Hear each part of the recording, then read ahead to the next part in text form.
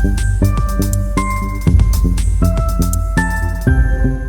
දෙනාට මහයිබුවන් සාදරයෙන් පිළිගන්නවා අදත් අපේ YouTube නාලිකාවට. ඉතින් අද අපි කතා කරන්න බලාපොරොත්තු වෙන්නේ මේ A level ගැන. ඉතින් A level කල් යනවද කල් යන්නේ නැද්ද කියන එක ගැන.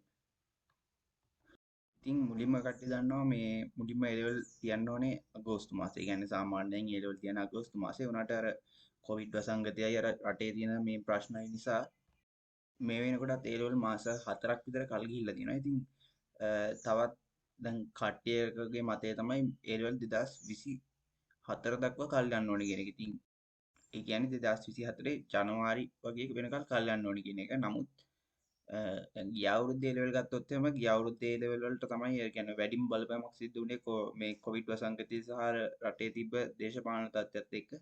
ඉතින් එහෙම වෙලත් ඒක කල් ගියේ පෙබරවාරි ජනවාරි 23 ඒ කියන්නේ ජනවාරි 23 ඉඳන් පෙබරවාරි තමයි මූලික වශයෙන්ම තිබ්බේ. ඉතින් ජනවාරි 23 ඉඳන් පටන්ගෙන මාසයක් වෙනකල් සාමාන්‍යයෙන් තියෙනවනේ. ඉතින් දැන් තවත් කට්ටියගේ මතය තමයි මේක දෙසැම්බර් මාසෙ වෙනකල් කල් යන්න ඕනේ කියන එක. නමුත් අර දෙසැම්බර් වල තියෙන ප්‍රශ්නේ තමයි අර සාමාන්‍යයෙන් දෙසැම්බර් මාසේ අර අන්තිම ටිකේ සාමාන්‍ය කොහොමත් නිවාඩුවක් එනවනේ. ඒ කියන්නේ අර ඕනම රටක වුණත් ඒක තියෙනවා. ඒ කියන්නේ නත්තල් නිවාඩුව සාමාන්‍යයෙන් සති දෙකක් වගේ තියෙනවා. ඒ හින්දා තමයි අර මේ මාසේ අගට සෙට් වෙන්න මේ විභාගයක් දාන්න බැරි. අන්න ඒ නිසා වෙන්න ඕනේ මං හිතන්නේ නොවැම්බර් 27 ඉඳන් දෙසැම්බර් මාසේ ඒ කියන්නේ අර 20 වගේ වෙනකොට විභාග ඉවර වෙන්න හදලා තියෙනවා. ඊට අමතරව මම දැක්කා අර ඒතරේ ලෙවල් වල ටයිම් ටේබල් එක බව දාලා තියෙනවා මේ අධ්‍යාපන දෙපාර්තමේන්තුවේ වෙබ්සයිට් එකේ. ඉතින් ඒ අනුව බලපුවම දැනට තියෙන තත්ත්වය අනුව අර නොවැම්බර් 27 විභාගේ තියන්න ලොකු ඉඩකඩක් තියෙනවා. මොකද අර ඇත්තටම මට හිතෙන්නේ රජේ වුණත් ඉන්න ඇත්තේ දෙසැම්බර් මාසේ ඉවර වෙනකල්. ඒ කියන්නේ මුල ඉඳන් අග වෙනකල් වගේ විභාගේ දාන්න වෙන්නේ නැති. නමුත් අර නත්තල් ප්‍රශ්නේ නිසා තමයි ඔය මේ විභාගේ ඔය විදිහට අර අගට වෙන්න දාන්න බැරි. ඒ කියන්නේ මුල පටන්ගෙන අග වෙනකොට ඉවර වෙන්න දාන්න බැරි. ඒ හින්දා තමයි නොවැම්බර් මාසේ අග මේක ඉවර වෙන්න පටන් ගන්න තීරණය කරන්න නැත්තේ. ඒ කියන්නේ එතකොට අර ප්‍රශ්නේ එන්නේ නැහනේ.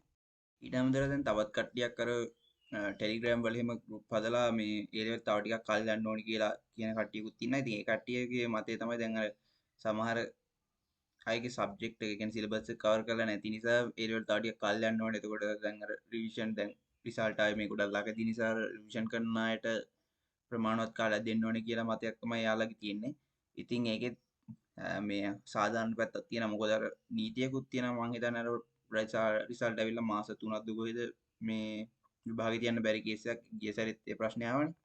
ඒ කොහොම වෙලත් අර මේ දැන් ගවර්න්මන්ට් එක මේ කියන්නේ මිනිස්ටර් මේ වෙනකොට අර කැබිනට් පත්‍රිකාවක් දාලා ඒක සම්මත වෙලා කියලා කතාවකුත් තියෙනවා. අර මේ විභාගෙ නොවැම්බර් 27න් පවත්වන්න ඕනේ කියලා. ඉතින් ඒ අනුව බලද්දී නොවැම්බර් මාසේ විභාගෙ තියන්න ගොඩක් ලොකු ඉඩකඩක් තියෙනවා. ඒ වුණාට ඊට වඩා කල් යන්න ඉඩකඩකුත් තියෙනවා. ඉතින් ඔයාලා දන්නවා 2022 විභාගය ගත්තොත් තමයි 2022 දී ඔය ප්‍රශ්නේ ආවා. ඒ කියන්නේ මුලින්ම කිව්වා අගෝස්තුමයි තියන්නේ කියලා. ඊට පස්සේ කිව්වා නෑ මේ අර ටිකක් කල් ගිහිල්ලා ඔක්තෝබර් වගේ තියනවා කියලා. ඊට පස්සේ කිව්වා නෑ මේ දෙසැම්බර් තියන්නේ කියලා. ඊට පස්සේ ජනවාරි වලටම ගියා. කොහොම හරි අර ළඟක් වෙනකල්ම කිව්වේ නෑ මේ විභාග කල් යනවා කියලා. ඉතින් එතකොට අර අපි ගොඩක් කල් ලෑස්ති වෙලා හිටියේ දෙසැම්බර් වගේ විභාගෙට යන්නේ. උනාට අර මාසයක් ඊට වඩා වැඩි වෙනුත් ආපු නිසා අපිට තව සැරයක් අර නිකන් ක්වික් විදියට මේ අර නිකන් උඩින් බලින් බලා ගන්න විභාගයට අවශ්‍ය දේවල් කරගන්න මේ කාලයක් හම්බුණා. ඉතින් ඒ බලද්දි මේ සැරේ ගිය සැරේ අතර වැඩි වෙනසක් වෙන්නේ නැහැ කියලා තමයි මට නම් හිතෙන්නේ.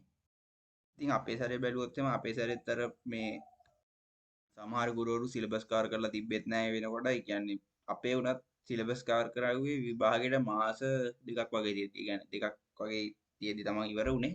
ඉතින් එතකොට බලුවොත් එම අපිටත් දැන් අර ලොකු කාලයක් ඉතුරුනේ නැහැනේ. ඉතින් අපි වුණත් දැන් විභාග කොයි වෙලේ තියද කියලා හරිය නිශ්චිත මේකක් තිබ්බේ නැහැ.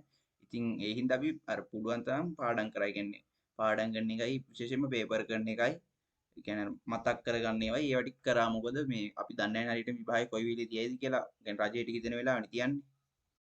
ඉතින් ඔයාලත් අර පුළුවන් තරම් උත්සාහ කරන්න. කියන්නේ රජය දැන් කියන කල් ඉන්න එපා. කියන්නේ මේ හරියටම නොවැම්බර් 27 තියෙනවමයි කියලා. ඔයාලා නොවැම්බර් 27 තියෙනවා කියලා හිතාගෙන මේ වෙනකොට වැඩ කරන්න. එතකොට දැන් කාට හරි දෙන්න පුළුවන්.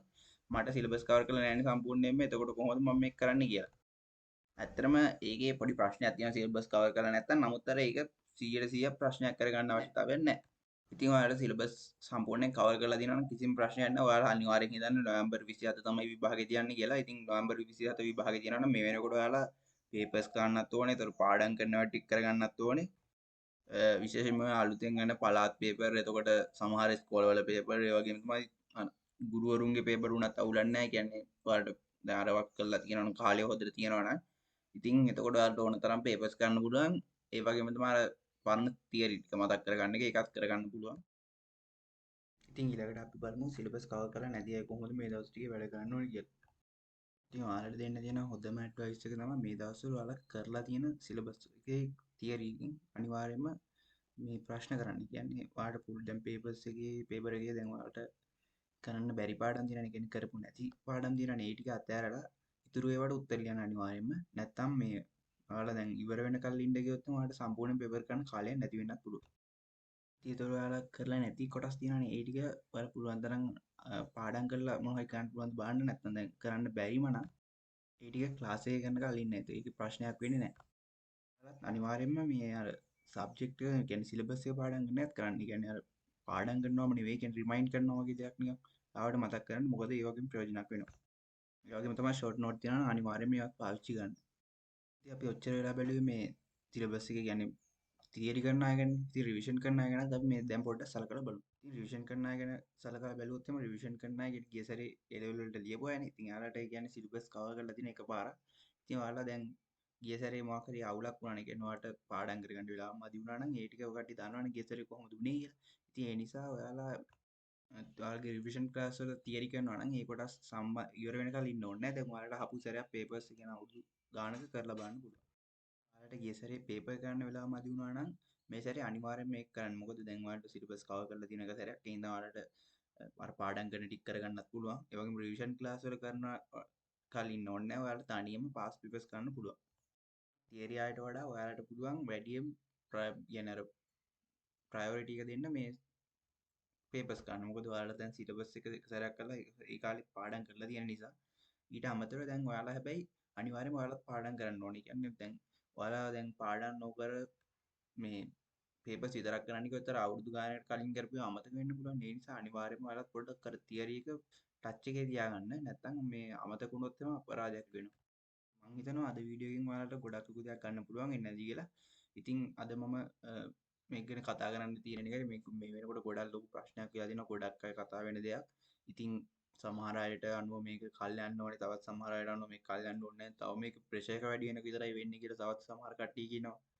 ඔයාලා ඒ ගැන හිතන්න නැතුව මම කිව්වා වගේ දැන් මේ විභාගෙ නොවැම්බර් 27 තියෙනවමයි කියලා හිතාගෙන වැඩ කරන්න. එතකොට කලින් සිලබස් එක ඔයාලට ඉවර වුණත් නැතත් ඔයාලා මේ වෙනකොට ඒ විදිහට කරන්න. මොකද එතකොට සමහරට විභාගේ කල් ගියත් ඔයාලට ප්‍රශ්නයක් වෙන්නේ නැද්ද? අන්තිම මාසේ තව මොන හරි කියන්නේ කරපු ඒවා තව සැරයක් ඉක්මනට නිකන් ශීඝ්‍ර පුනරීක්ෂණයක් වගේ දෙයක් කරගන්නත් පුළුවන්. ඉතින් ඒ ටික තමයි මට අද කියන්න බලාපොරොත්තු තිබුණේ. ඉතින් මම හිතනවා මේ වීඩියෝ එක ඔයාලට ලොකු දෙයක් ගන්න පුළුවන් වෙන්නේ නැති කියලා. ඉතින් මේ වීඩියෝ එකෙන් ඔයාලට මොනවා හරි දෙයක් ගන්න පුළුවන් වුණා කියලා හිතෙනවා නම් අනිවාර්යයෙන්ම channel එක subscribe කරන්න. ඒ වගේම තමයි මේ වීඩියෝ එක වගේ යාළුවෙක්ට share කරන්න කියලා ඉල්ලීමක් කරනවා. ඉතින් සියලු දෙනාටම සුබ දවසක්.